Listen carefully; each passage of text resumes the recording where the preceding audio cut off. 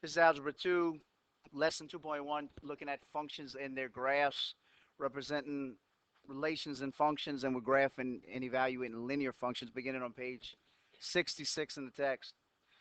Bunch of definitions to start. First one is a relation. A relation is a pairing of input values with output values. So a relation is any x and y value. So when you have x comma y or 3 comma -1, that is the relation right there, how they go together. In fact, we'll get more specific with that and call that an ordered pair in a minute. For right now, though, a domain of a relation is a set of input values or the x values. These are your domain, this side over here. All of the numbers listed on this side, your x or your input values, are your domain.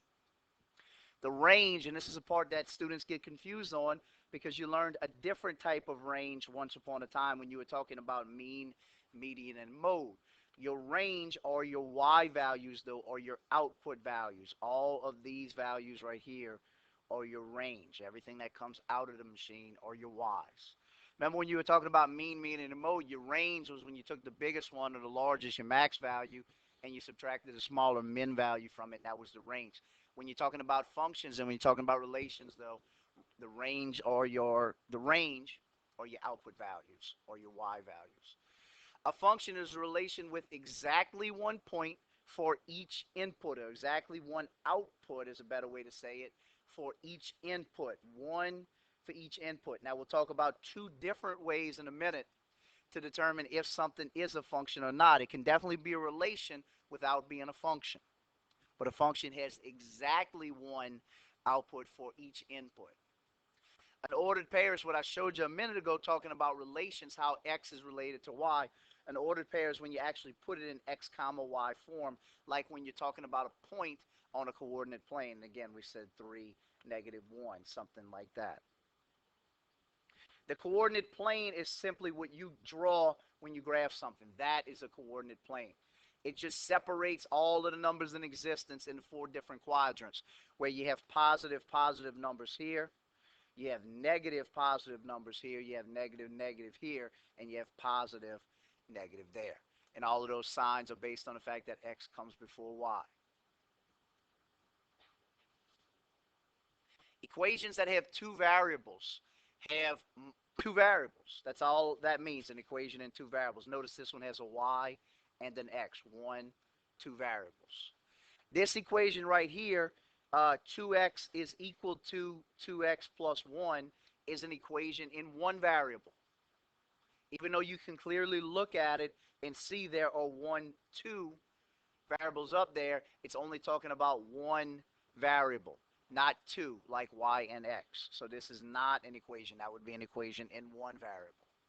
A solution of an equation in two variables is an ordered pair, x or y, that makes the equation a true statement. So what it is, remember when you're talking about an equation, and everybody in here has taken Algebra 1 before, you represent an equation, it's an infinite amount of points that fall on that line.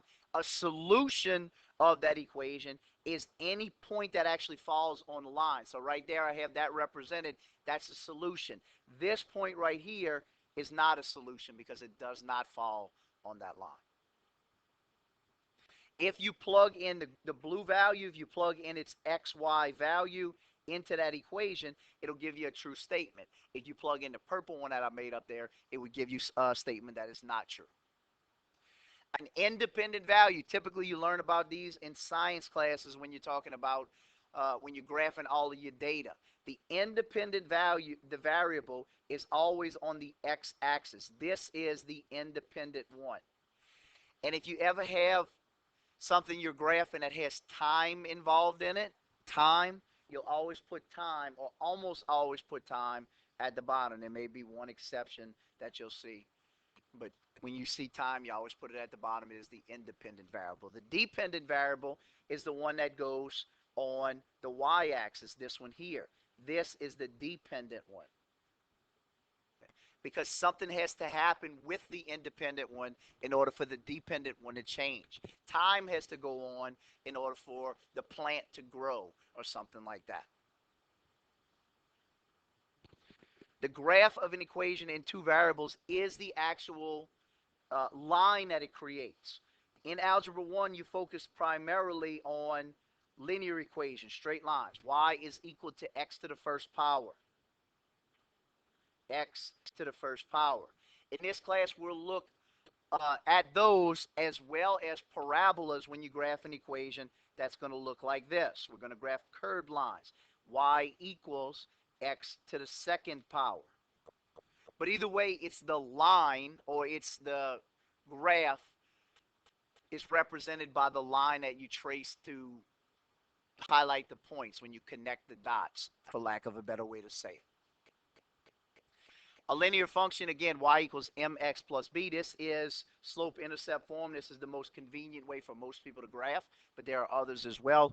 Point-slope form and standard form as well, where m and b are constants. That means m and b are going to change the same amount each time. When m goes up by 1, b is going to go up by whatever value it is. And same thing, it won't change. Constants means the number stays the same. Function notation, now most people have problems with this. Use the symbol of, you read this just like this. You read this as f of x. Please do not read it as fx and sound stupid. Nobody in here is stupid, so don't sound stupid.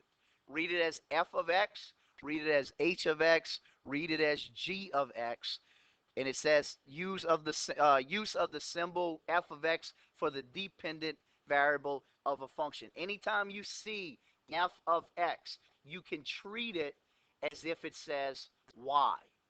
So when you see f of x equals x plus 2, you can act just like that says y equals x plus 2. Example number 1 is identifying what is a function and what is not. Remember it said, let's go back to our definition of what a function is. A function has exactly one output for each input. Exactly one output for each input. So if you look at all of these inputs right here, you look at all of them, you have -1, you have 1, and you have 2. If you look at 1, it has exactly one output. It's going to 2. If you look at 2, it has exactly one output. It's going to -2. But -1 has 2 outputs. It's going to both 1 and 3. And since that's the case, all this other stuff goes with it. The domain consists of -1, 1, and 2, and the range consists of 1, 2, 3, and -2. The relation is not a function because the input -1 is mapped onto both 1 and 2. So the easiest way to do this is to look at the inputs or look at your domains. If there's ever more than one arrow leaving one of your domains, it is not a function. If you look at B, however, if you look at all of your inputs, they each have one output that they're mapped to, one output that they're paired with. Now, students will get this confused. They'll look on the outputs and they'll see, but 2 has 2 coming into it. That's okay. That still is a function if there's 2 going in to the outputs or there's 2 going into one of the ranges. So the domain consists of 1, 2, and 3, and -2. The range consists of -2, 1, and 2. So the relation is a function because each input is mapped to exactly one point. It's not each output is mapped to exactly one input. So it just goes one direction and not the other. That's why B is a function and A is not a function.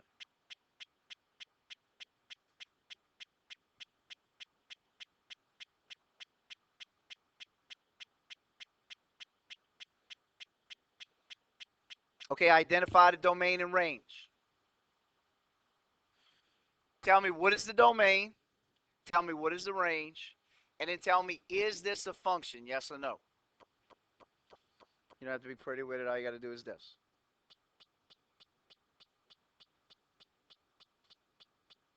Takes that long. And this one goes to this one, this one goes to this one, this one goes to that.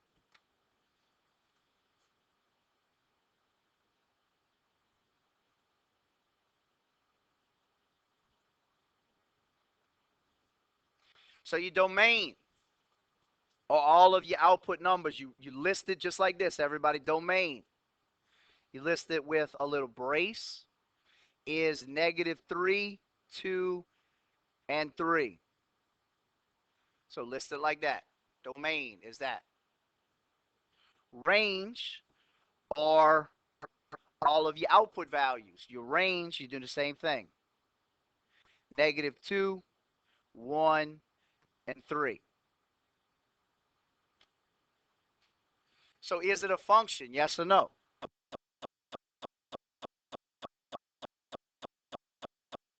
Yes, it is a function.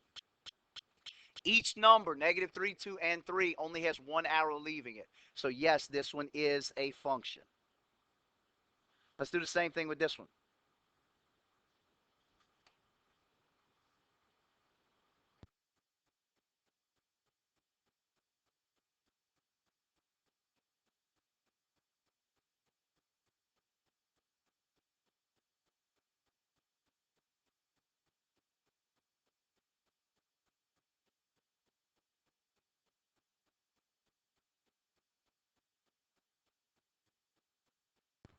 Okay, again, your domain are all your input values. So your domain are each value here. Write them in alphabetical or not alphabetical order, numerical order. Start with the smallest and ascend from there. -3, -1, 1, and 2. Your outputs are your ranges. So your ranges are -1, 1, and 3. Is this one a function? Okay, remember what makes a function? What makes a function is every one of these inputs has only one arrow leaving it. We can clearly see that this one right here, 1, goes to both 1, which is okay, and 3, which makes it not a function. If it has 2 of them leaving it, it's not a function. So this one is no, not a function. However, don't let this other part confuse you. Don't let the fact that this one has 2 coming into it confuse you. That's irrelevant. Just the fact that this one has 2 leaving it is what makes it not a function. And we'll finish the rest of this up tomorrow.